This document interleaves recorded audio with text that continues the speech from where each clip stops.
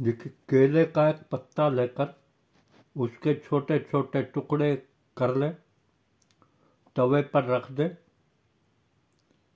ऊपर से तवे को थाली से ढक दे, आग जलाए, पत्तों से उठ रही भाप धुआं थाली पर जम जाएगा।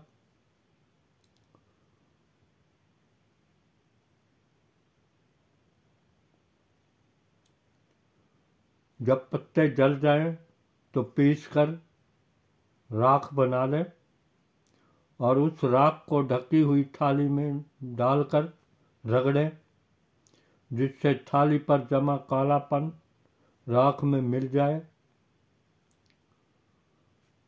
यह राख जो कि थाली में रगड़ी गई थी, जिसमें वो कालापन वगैरह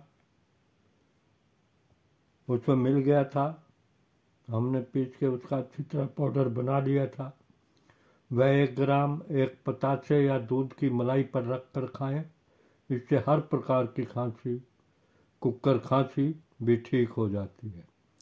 देखिए, कुक्कर खांसी में इन केलों की पत्तों की राख आधा चम्मच शहद में मिलाकर सर्दी के मौसम में तथा नमक मिलाकर गर्मी के मौसम में चटाएं।